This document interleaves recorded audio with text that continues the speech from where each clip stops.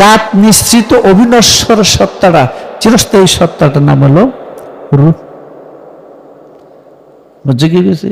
কাজে জাত যখন বিস্তার লাভ করছে, রূহ পঞ্চ নামে বিস্তার লাভ করছে। কিন্তু আদিতে আহদিয়াতে কিন্তু রূহ ছিল জাত, রূহ ছিল জাত, রূহ ছিল আদিতে এক। পরবর্তীতে বিস্তার লাভ করছে কটা? আরো 4টা, মূল সহ 5টা। কথা বুঝো? এগুলি মগজে ধরে না। আর কয় পাক পাঞ্জাতন না, এগুলো বলে আরেকজন আছে, হ্যাঁ, আবিষ্কার করছে। চিন্তা করো কি তত্ত্ব নিয়ে বাইরে লিতে চায়। যেটা বুঝো না ওইটা সারা অন্যটি আলোচনা করো, এইগুলি কি আলোচনা করো? সৃষ্টির মূল তো পাক পাঞ্জাতন, বুঝে না। যে বলতেছে হ্যাঁ অস্তিত্বের মূল পাক পাঞ্জাতন, খফির ঘর মোহাম্মদ, এটা যারা আমাদের তালিমের জগতে আছে এরা বুঝবে। খফির ঘরটা হলো মোহাম্মদ, মোহাম্মদের অস্তিত্ব 4টা বৃত্তির উপর, এই জন্য ওই 4টাকে মোহাম্মদী ঘরের বাসিন্দা বলা হয় আহলে বায়াত। তাই রাসূল পাক সাল্লাল্লাহু আলাইহি ওয়াসাল্লাম বলছেন, আজকের থেকে 600 বছর আগে ইবনে হাজার মক্কি তার আশ-শাওয়াহিকুল মুহাররাক কিতাবে বলছেন, আহলে বায়াত আমার বৃত্তি, যাদের উপর আমি নির্ভর করে থাকি। আহলে বায়াত আমার বৃত্তি, যাদের উপর আমি নির্ভর করে থাকি। মুহাম্মদী শহরটা, মুহাম্মদী নগরটা ওই আহলে বায়াতের বৃত্তির উপর প্রতিষ্ঠিত। তারা ওই সেই মুহাম্মদী নগরের ভিতরের মূল যে রহস্যটা, সেটা মাওলা আলী। মাওলা আলী না হলে মুহাম্মদও হয় না। সমস্ত সাহাবী একদিক, মাওলা আলী একদিক। কারণ রাসূল পাক সাল্লাল্লাহু আলাইহি ওয়াসাল্লাম একদিন বলতেছে, হে আমার, তুমি যদি আলীকে কখনো কোনো পথে চলতে দেখো, অন্য সাহাবীদেরকে অন্য পথে চলতে দেখো, তাহলে তুমি আলীকে অনুসরণ করবে। কারণ আলীকে তোমাকে পথভ্রষ্ট হতে দেবে না এবং তোমাকে সৎ পথ প্রদর্শন করবে। সমস্ত সাহাবীদের মূলে একমাত্র মাওলা আলী হলেন আলাদা। মাওলা আলীর পথে একমাত্র সত্য পথ। শুধু তাই না, মুহাম্মদী নগর, মুহাম্মদী জগতের মূল কর্তা মাওলা আলী। তাই একদিন রাসূল পাক সাল্লাল্লাহু আলাইহি ওয়াসাল্লাম হযরত আব্দুল ইবনে আব্বাসকে নিয়ে বসে রইলেন। এমন সময় মাওলা আলী আসলেন, তিনি উঠে দাঁড়াইলেন, মাওলা আলীকে জড়ায় ধরে কপালে আর 2 চোখে চুম্বন করলেন। বসার পরে হযরত আব্বাস রাদিয়াল্লাহু তাআলা বলল, ইয়া রাসূলুল্লাহ, আপনি কি মাওলা আলীকে অনেক পছন্দ করেন? রাসূল বলল, হে আমার চাচা, আল্লাহর কসম, আলীকে আল্লাহ আমার চেয়ে বেশি মহব্বত করে। ইবনে হাজার মক্কি আশ-শাওয়াহিকুল মুহাররাক কিতাবে 2য় খণ্ডের 36 পৃষ্ঠার মধ্যে হাদিসটি আছে। কথা বলছো? কাজে কোথায় মাওলা আলী? যখন পৃথিবীতে জিন জাতি তখনও মাওলা আলী, যখন জিবরাইল সৃষ্টি হয়েছে তখনও মাওলা আলী, জিবরাইলের শিক্ষক হলেন মাওলা আলী। আর মাওলা আলীর বেলায়েতের নূরে মিকাইল তৈয়ার, জিবরাইল তৈয়ার, হ্যাঁ। আর বাকিটির ইতিহাস করতে গেলে তো ঘন্টার ঘন্টা সময় লাগবে। কাজী সালমান ফার্সি আল মোহাম্মদী, ঠিক আছে, এটা কোন আল? কথাটা বলছো? এটা পাক পাঞ্জাতনের আল না, এটা আহলে বায়াতের আল না। তিনি তাদেরকে তার ঘরের অধিবাসী বলে স্বীকার করে নেন। এটা হলো মেজাজি জগতে। কথা বুঝো না? হাকিকি জগৎ আর মেজাজি জগৎ, সব জগতের মধ্যেই আহলে বায়াত আলাদা। আহলে বায়াত সম্পূর্ণ এটার থেকে আলাদা। কথা বুঝছো? কারণ যখন চাদর বৃত্তি যাইতেছিল, সবার চাদর বৃত্তি নিল, আয়াত নাজিল হইল, কুল্লা আসআলুকুম আলাইহি আজরান ইল্লাল মাওয়াদাতা ফিল কুরবা। যখন চাদরে যায় তখন কিন্তু হযরত উম্মে সালমা বলছিল, ইয়া রাসূলুল্লাহ, আমিও কি আসতে পারি?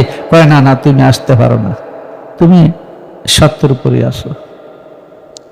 এখন 4 জনকে নিলেন আর বললেন, এরা আমার আহলে বায়াত, না? এটা সৃষ্টির মধ্যে আলাদা। পাক পাঞ্জাতন যে বুঝেন কোনো তত্ত্বই বুঝে না। পাক পাঞ্জাতনের রূপ একটা হলো নবুয়তি, আরেকটা হলো আসমানি, আরেকটা হলো বেলায়েতি। 3 পাঁচা 15টা স্তর আহলে বায়াতের, অনন্ত সৃষ্টির রহস্য আহলে বায়াত, এটার মধ্যে 5 ছাড়া আর কারো স্থান নাই। কথা বুঝছো? এটা তো নূরি জগৎ, নূরের জগৎ থেকে আর নবুয়তের জগতে আসছে, বেলায়েত থেকে নবুয়তের জগতে আসছে। বেলায়েতে না, নবুয়তে না আসলে চিনা জানা যায় না। বেলায়েত গোপন, নবুয়ত প্রকাশ। বেলায়েত খোদাই শক্তি, নবুয়ত যেখানে শক্তির প্রকাশ ঘটে। কথা বস্তু ছাড়া শক্তি থাকে না। সেজন্যে খুব একটা মজার ঘটনা দেখলাম, পাক পাঞ্জাতন 6 জন। তাহলে কথাটা তো ব্যাপার হচ্ছে ফাঁক পাঞ্জাতন, তো 6 জনকে লাভ কি? আরবি তো 6 রে কি কয়? হ্যাঁ হ্যাঁ, বুঝলাম। তাহলে সিয়াতন বলতে হইব নাকি? দেখি, যারা সৃষ্টির মূল, যারা নূর স্বয়ং, মোহাম্মদ, আলী, ফাতেমা, হাসান ও হুসাইন, এক নূরের প্রকাশ ঘটছে। কারোর থেকে কারো মর্যাদা একটা ইঞ্চি, একটা সুতা পরিমাণ কম বেশি নাই। কারোর থেকে কারো মর্যাদা সুতা পরিমাণ কম বেশি নাই, সমান সমান নূরের প্রকাশ। কথা বুঝছো? ওই মৌলবীর মতো নবী কি নূরের তৈরি না নবী মাটির তৈরি? আরাম কথা, তুমি তো মাটি বুঝো না। মাটি খাস জাত নূর, মাটি খাস জাত নূর, যে মাটিতে জিবরিল আসা যাওয়া করে। বুঝো না? সিনসা খালে বিলের মাটি। নূর কি দেখার জিনিস কিনা? নূর দৃশ্যমান হয়ে আসছে। যখন পঞ্চনূরের বিকাশ করছে, পঞ্চনূর একত্র হইয়া পাঞ্জেগানা তৈরি করছেন, সেই পাঞ্জেগানার একত্র হইয়া খোদার সুরত প্রকাশ করছে। পাঞ্জেগানাটা বুঝতে হইব। জাহিরি নামাজটাই খালি শুধু পাঞ্জেগানা না, মেজাজি নামাজটাই খালি পাঞ্জেগানা না। পাঞ্জেগানা খোদার 5 নূর প্রকাশ করছে, সেই 5 নূর প্রকাশ করেই খোদার ওয়াসুহুল্লাহ তৈরি করছে, সৃষ্টি হয়েছে। তাই আল্লাহ যখন নিজেকে, নিজের ইচ্ছা পূরণ করলো, কখন আল্লাহর অদৃশ্য নূর যখন দৃশ্য হলো, মোহাম্মদী সুরতের প্রকাশ পাইল। মোহাম্মদের আরেকটা হলো মানুষ।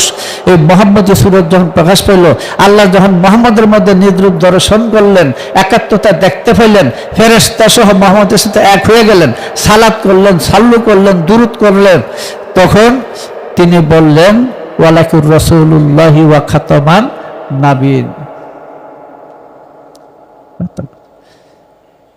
কোরআনের পাতায় পাতায় পাক পাঞ্জাতন আহলে বায়াতের কথা। অক্ষর কোনো জ্ঞান না, অক্ষর দ্বারা কি নির্দেশ করছে সেটা হলো জ্ঞান। কথা বলছো না? আলিফ বা তাসা কোনো জ্ঞান না, এটি দিয়ে অক্ষর বানায়, শব্দ বানায়া, এটা কোনো জ্ঞান না। এই অক্ষরগুলোর দ্বারা কি বুঝাইছে ওটা জানার নাম জ্ঞান। কথা, এগুলো রূপক, প্রতীক, মুতাশাবিহ, তাশাবাহা। তাশাবাহ অজ্ঞানীদের জন্য, জ্ঞানীদের জন্য হল মহকামাত। কাজী সালমান ফার্সিকে আহলে বায়াতে পাক পাঞ্জাতনে গণ্য করা এর চেয়ে বোকামি আর কিছু নাই। এর কারণ হলো, মনে পড়ে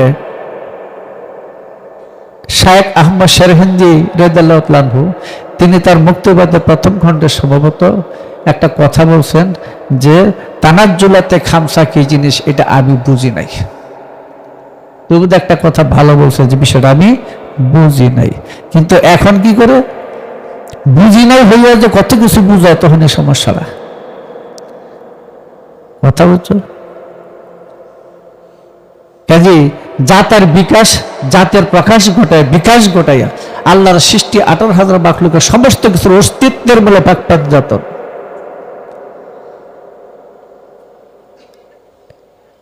আমি পাট পাট করে বলতে পারতাম, কিন্তু আমরা মিডিয়াতে এইভাবে কথা বলি না। এটা কারণ বললে এক এক রকমের কিছু বুঝে না, হয়তো সমালোচনা করে, কিন্তু এই বুঝ জ্ঞানটা একমাত্র চিস্তিয়া তরিকার ভিতরে আছে। কথা বুঝছো? তো আরেকটা কথা মনে পড়লো, আরেক পিসাব, এটা সারলাম। যদি কথাটা আমার বলার প্রয়োজন নাই, যখন যে কথাটা বললাম এটা আমি যে দেখে বললাম আর কি। জ্ঞানের তারতম্য হইলে বর্ণনার ভিন্নতা হইতেই পারে। আরেক পিসাব বলল পঞ্চরস কি কি? সরল গরল আদি রুহানি, এগুলি চন্দ্র রস না। এই কথাটা ভালো বলছে যে এগুলি আসলে পঞ্চরস না। আর যদি কেউ ওডিরে আমি সরল বাংলায় বলি তাহলে আবার অন্য কিছু, রজবীর্য মলমূত্র থুতু বা শরীরের ঘাম, এটা বলে। তো তিনি বলল যে না, এটা ঠিক না। কোনটা ঠিক? পঞ্চরস, পঞ্চভাব, পঞ্চপ্রেম, অর্থাৎ শান্ত, দাস্য, সূক্ষ্ম, বাৎসল্য, মধুর। হ্যাঁ, এটা তো এইটা তো বললেন। এই কথাটা যে বললেন, আপনি আগে যে কথাগুলি বলছেন যে সরল গরল আদি রুহানি, ওটা পঞ্চরস না। ওই যারা ওই কথা লিখছে তারাই তো এই কথা বলছে, শান্ত, দাস্য, সূক্ষ্ম, বাৎসল্য, মধুর, পঞ্চম। ওর হলো সনাতন মতে, আর হলো সনাতনের ধারায় বৈষ্ণবদের মতে। কথা বুঝছো? আর কিন্তু সুফিবাদে কি বলবে? এই জায়গাতে বেকায়দা। এসকে হাকিকে, এসকে মাহবুবে, এসকে মেজাজি, এসকে সিদ্দিকে, এসকে কসিফি, এই পঞ্চপ্রেম, পঞ্চভাব, পঞ্চরস। কথা বুঝছো? ব্যাখ্যা বিশ্লেষণ করলাম, খালি এতটুকু বললাম। শুধুমাত্র যদি বলতে হয় তাহলে এইভাবে বলতে হবে। কথা বুঝছো না? তো যাই, আজকে আলোচনা বেশি করবো না, তাও 1 ঘন্টা কাটাই দিছি। কারো কিছু বলার আছে? হ্যাঁ, কারো কিছু বলার নেজগার? আবার পাইতে পাইতে হয়তো 2 সপ্তাহ পরে পাইবা। যাক, আসলে আমাদের আলোচনাটা তোমাদের নিয়ে, কথা বুঝো না? হ্যাঁ, উঠে স্যার, যদি কারো কিছু প্রশ্ন থাকে আমার লিখে আগে দিস, আমি তো তোগুলো দেখি না। আর কারো আলোচনার জন্য আমি করি না, আমাদের নিজের লোকদের জন্য বলি। কারণ কি, একটা জিনিস আছে, আফ্রিকার জঙ্গলে একদল মানুষ আছে একেবারে উলঙ্গ, দেখছো কিনা টিভিতে? এইখানে কটা ভাতা ঝুলা রাখে, মেয়ে হইলে এইখানে একটা ভাতা ঝুলা, ছেলে অফিস ঝুলায়, আর বাকি সবই খালি। আশ্চর্য, ওই দেশের মধ্যে কোনো কোনো জিনা নাই, কঠিন শাস্তি দিবে। আর এমন সবাই যখন উলঙ্গ, এটা দেখতে দেখতে দেখতে দেখতে দেখতে সেদিকে এখন নেশা অনেকটা। কাজী মারফতের কথা উলঙ্গ করা উচিত না, এটা ওই মর্যাদায় রাখা উচিত। সে মর্যাদায় রেখেই এটা নিয়ে আত্মপরিচয় জ্ঞান লাভ করতে হয়, সে মর্যাদার ভিতরে রেখে তাকে রাখতে হয়। আর না হইলে খোলা জিনিসটাকে খোলা করে বললে কেউ বুঝবে না। কথা বলছো? আমি বলি এই আল্লাহ, খোদা, এগুলি বাদ দাও, এগুলা বাদ দাও। তুমি নিজেকে প্রতিষ্ঠিত করতো, খোদা আপনার নিয়াফুর হয়ে আইব না। তুমি নিজেকে জানো, নো দাইসেলফ। কথা বলছো? সক্রেটিসের ভাষা। যাই হোক, এই নিজকে চিনো, এই কথাটা, বা নিজের নফসকে চিনো বলে, মান আরাফা নাফসাহু, নফসকে চিনো। এই নফসকে চিনো কথাটা বললে যে কত ডিজাইনের, কত রঙের বর্ণনা আইতেছে, কিন্তু আসলে তা না। রূহের মাঝহার নফস, নফসের মাঝহার হলো দিল, দিলের মাঝহার কি? ওজুদ। তারপরে ওজুদকে প্রতিষ্ঠিত করার জন্য আল্লাহর গুপ্ত রহস্যের 3টা সিফাত দান করছে। কথা বলছো? এইখানে আইসা আল্লাহ নিজ রূপ দেখলেন, নিজ পরিচয় পাইলেন, নিজের ইচ্ছা পূরণ হলো, আর ওয়া খাতামান নাবিয়িন ঘোষণা দিল। কথা বলছো, ওটাই পাক পাঞ্জাতনের মূল রহস্য। আরো কত কথা, পাক পাঞ্জাতনের কথা কেউ পৃথিবী থেকে বিশ্বাস করতে পারবে না, কত রকমের যে তার বর্ণনা বা দেওয়া যায়। এখানে 6 পাঞ্জাতন নাই, হ্যাঁ, সিয়া পাঞ্জাতন নাই, হ্যাঁ, পাক পাঞ্জাতনই আছে, বিষয়টা বুঝতে পারে না। কথা বলো, কোরআনের মধ্যে অন্তত 5-6টা আয়াতের মধ্যে আছে 40-এর কথা, হাদিসের মধ্যে অন্তত 15-20টা পাওয়া যাবে 40-এর কথা। সে 40-এর রহস্য যদি উদ্ঘাটন করতে হয় তাহলে পাক পাঞ্জাতন থেকে শুরু করতে হবে, নাই তো সম্ভব না। সৃষ্টির রহস্যের উদ্ঘাটন করতে গেলে পাক পাঞ্জাতনে ঢুকতে হবে। পাক পাঞ্জাতনকে চিনলে খোদা চিনা যায়।